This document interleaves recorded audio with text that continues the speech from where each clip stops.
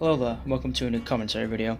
Today I wanted to try something different, and this time it's me telling you what killers Dead by Daylight should probably try and get in order to reinforce their status as the Super Smash Bros. Of horror. See, Behaviour outdid themselves adding chapters like Resident Evil and Hellraiser, both steps in the right direction after the travesty that was the old Kill chapter, but more's needed in my opinion. Obviously not every single killer they add is going to be licensed, but these are just some that I would personally like to see, and I'm not saying to add every single one of them. Just know that. Also, let's not have any toxicity like harassing devs or whatever. I know that the community isn't exactly stable, but something I've never really understood because the game's about as simple as it gets, but whatever, let's begin.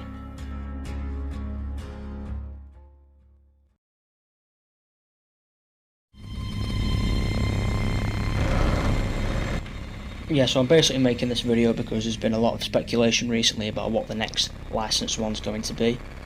Obviously that's going to be quite a while off, unfortunately, since they've just added Hellraiser, but, it's okay. I'm sure they'll add some decent original ones in between. So let's kick things off with Springtrap, and alright, hold the pitchforks. I know this is a character that not everyone wants because they see FNAF as this kind of child's game, which is something I've never understood, because if you even have even the slightest knowledge about the lore about that game, then you know the last thing it is for kids. And I think Springtrap suits the kind of horror aesthetic that Dead by Daylight should aspire to be, in my opinion. I understand that Dead by Daylight's not exactly a horror game anymore, but it kind of is like FNAF in the sense that once you've played it a few times, it's not scary, but after a jump scare or so, here and there, they can kind of catch you off guard. Anyway, I'm getting sidetracked. Point is, his lore works really well. And again, don't see me as a FNAF fanboy who thinks the fucking world's gonna end if this doesn't happen. I just think it would be nice to see, personally.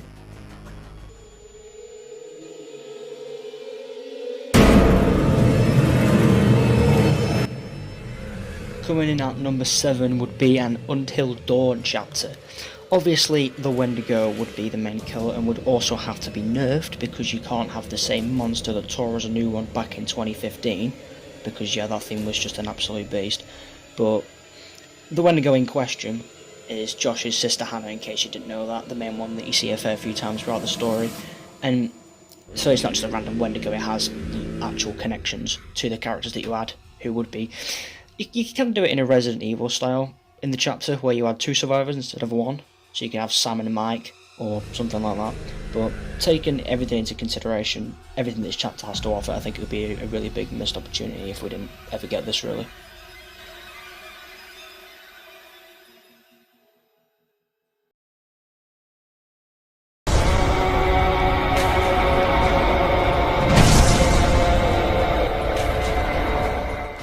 Next on the list we have the Keeper from Evil Within. Now, for me, he would be one of the scariest looking killers in the entire game. I mean, just look at him. Jesus. And whilst I didn't adore the Evil Within when I played it or anything, I actually think he would be a killer that most people would take seriously, unlike previous chapters.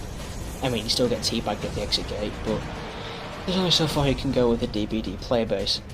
As previously mentioned, I think I'd be happy with this chapter just because of his design. Like, I think his design is absolutely tremendous, and since he's in a video game, I don't think he'd be too hard to get licensing for, but I don't know if I can see this happening personally. I don't think the demand's very high for this one, unfortunately.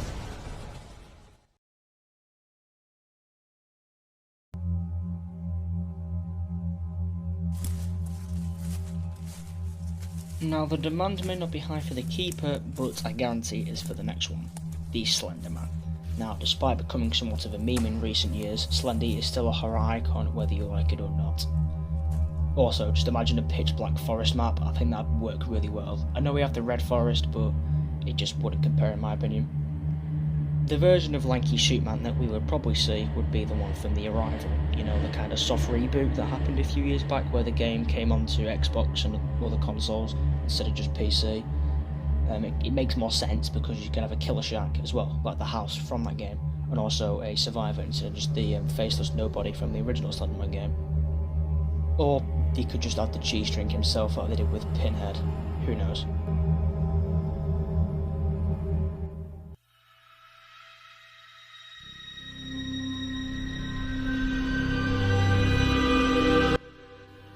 rocking up next is a chapter that I would personally really like to see. It's Outlast.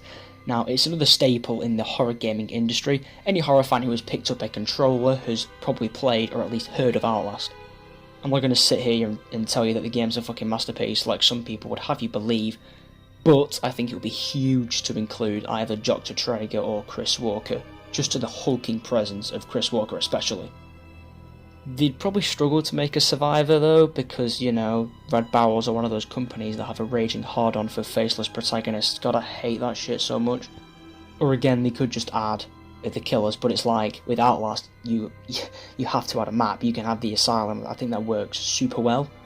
But, you know, like, I'm sure they'd find a way around it, but obviously we'll just have to wait and see.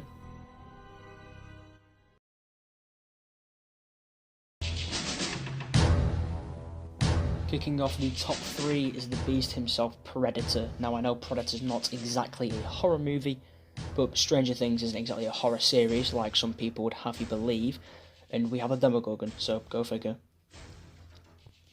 Also, who doesn't want to play as Arnold Schwarzenegger as a survivor? I mean, even though the fucker would probably suit being a killer himself, he could batter all of them, but you know what?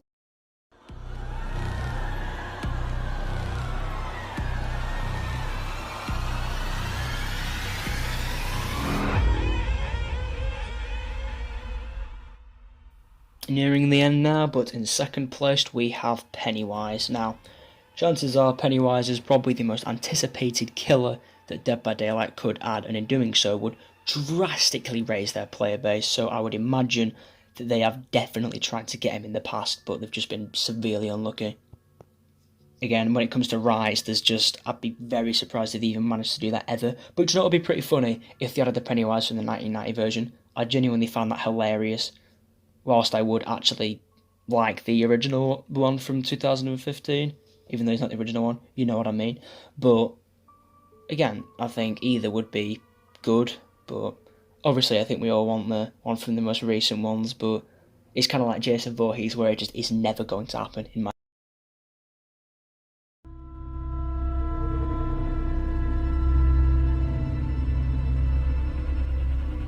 And last but certainly not least, we have the Xenomorph from Alien, who I think would be absolutely perfect.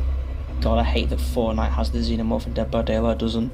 I mean, not only would we get, you know, the alien, we'd also get the badass that is Ellen Ripley as a survivor, and who doesn't want that? Maybe I've got a fucking alien phobia or something, but the Xenomorph just freaks me out. I remember playing Isolation, and frankly the game itself was laughably unscary and piss easy. That is until the Xenomorph showed up and kicked my fucking arse into oblivion and gave me nightmares. But apart from that, like I said, the game wasn't all that scary, but I don't know. But I've actually seen people say that the Xeno wouldn't suit the game due to it being a monster, and Dead by Daylight usually focus on more human killers. I mean, we've also got the Demogorgon, who, last time I checked, is not a Homo sapien, so it's possible. And yeah, that's all I've got to say. Goodbye.